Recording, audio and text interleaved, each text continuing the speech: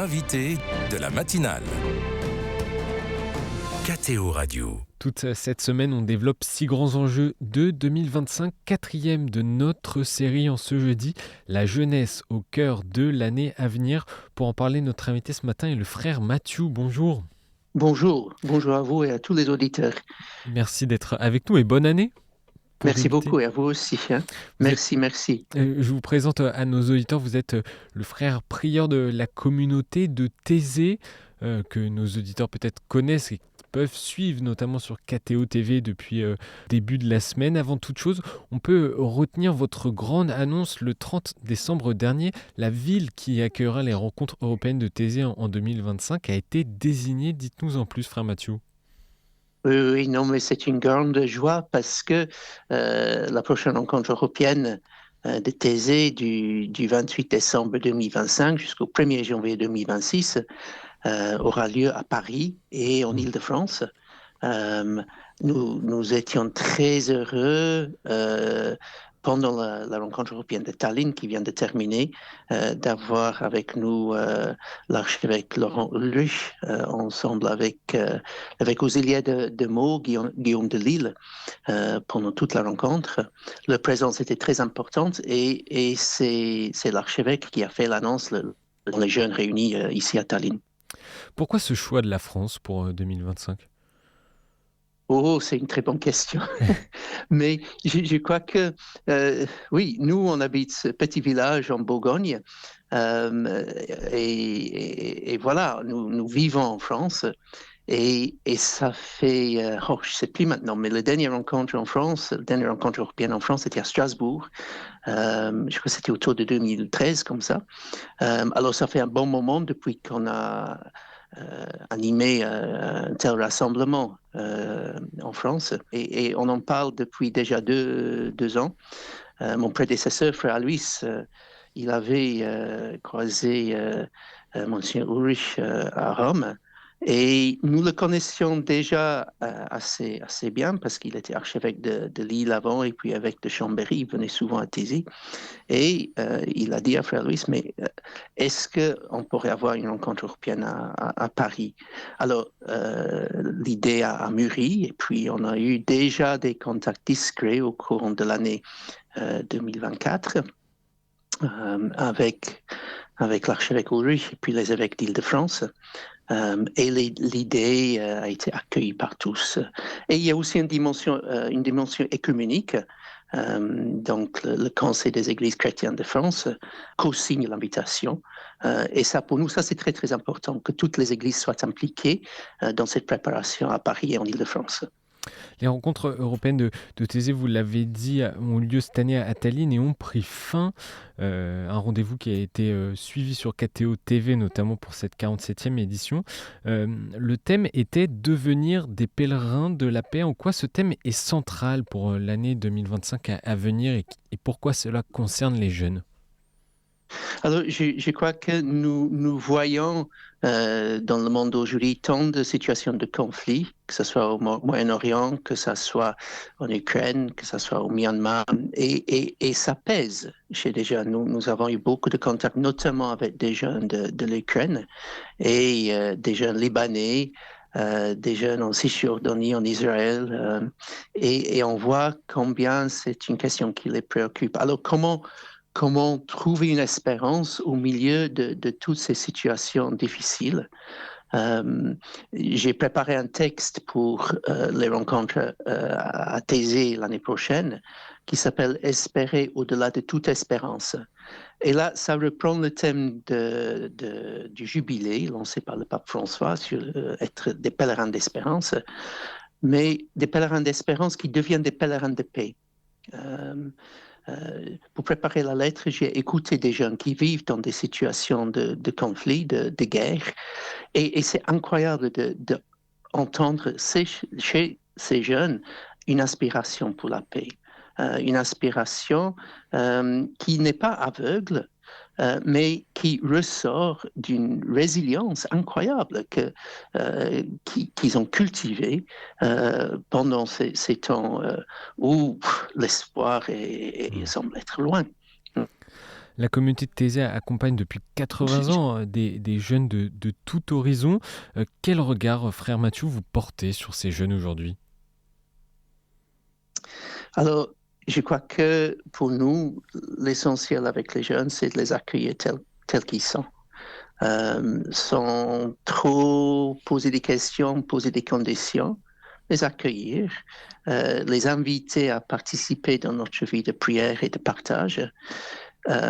Et en les écoutant, on découvre souvent que dans leur cœur, Dieu a déjà placé un désir d'une communion, une communion avec lui, une communion avec les autres.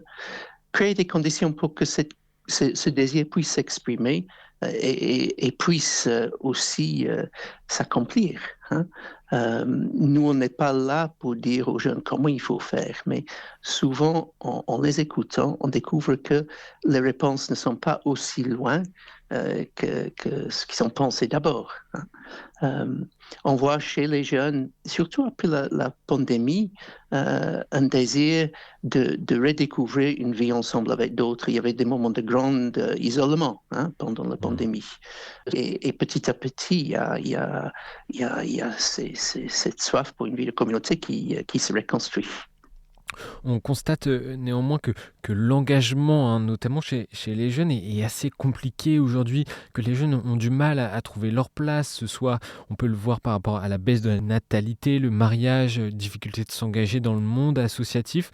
Comment vous expliquez cette difficulté aujourd'hui?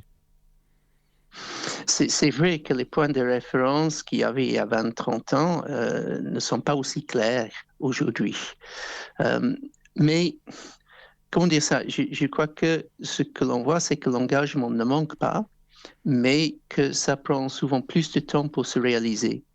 On a besoin d'être patient, ne pas de juger trop vite et d'accompagner. Je pense souvent à ce que le pape François a dit lors des Journées mondiales des jeunes, que tous sont accueillis. On est appelé à accompagner. Oui, bien sûr, un discernement est nécessaire par la suite, mais d'abord accueillir. D'abord accueillir, écouter, cheminer avec. C'est ça qui fait renaître une confiance chez beaucoup de jeunes, quand ils se sont pris au sérieux et pas tout de suite non jugés d'une manière ou d'une autre. On a découvert la semaine passée le sens et les enjeux du jubilé 2025 sur KTO Radio. L'un des grands moments de l'année 2025 et du jubilé 2025, c'est l'un des pèlerinages des jeunes du 28 juillet au 3 août prochain à Rome. Oui. Est-ce que les jeunes savent ce qu'est l'espérance aujourd'hui? Alors notre espérance, c'est le Christ, c'est clair. Je crois que, je vous ai dit que pour préparer le texte que nous allons utiliser pendant l'année prochaine, j'ai écouté ces jeunes dans des zones de guerre et revient encore et encore et encore le thème de la résurrection du Christ.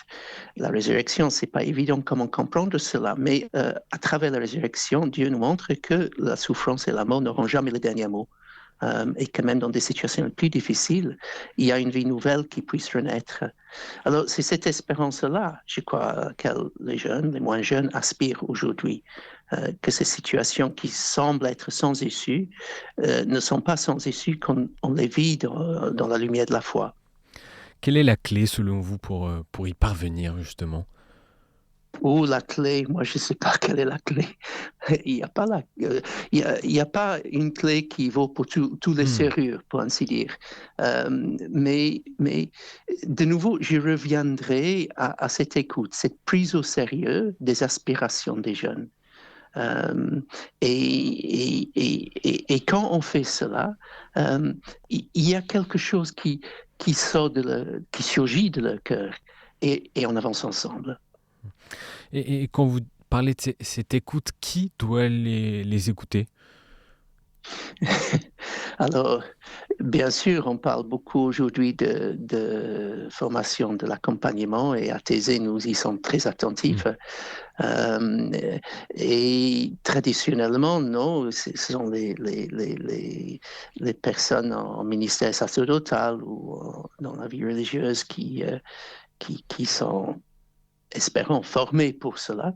Mais on voit aujourd'hui de plus en plus des laïcs qui sont formés dans l'accompagnement. Et ça, c'est très beau. Hein, c'est de nouveau, je crois, une des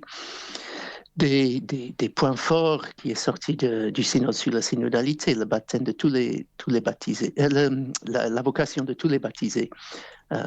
Et voilà, on découvre que chacun peut avoir un ministère pastoral dans l'Église. Bien sûr, il y a une question de formation, mais qui peut accompagner des jeunes? J'ai dit d'abord, toute personne qui a une oreille qui écoute avec des intéressements, mais ensuite, oui, des personnes qui sont formées à l'accompagnement. Et une dernière question, frère Mathieu, en cette année 2025 qui débute, quels seraient vos vœux pour les jeunes? Alors, je crois que pour les jeunes, simplement écoutez ce que vous avez au plus profond de votre cœur. C'est là où l'Esprit de Dieu est présent. Et oser prendre les risques d'évangile, les risques pour suivre le Christ, lui qui dit qu'il n'y a pas de plus grand amour que de donner sa vie pour ceux qu'on aime. Hein, et est-ce qu'on est prêt à risquer quelque chose à cause de l'évangile, à cause du Christ? Risquer, prendre des risques. Merci frère Mathieu pour ces paroles. Je rappelle que vous êtes le prieur de la communauté de Thésée. Pour les auditeurs et auditrices qui nous écoutent, tous les reportages réalisés par KTO à Tallinn en Estonie à l'occasion des 47e rencontres européennes qui viennent de se terminer sont à retrouver sur le site ktotv.com en replay. Encore merci frère Mathieu d'avoir accepté notre invitation ce matin. Merci à vous et bonne année encore à tout le monde. Et bonne année, merci.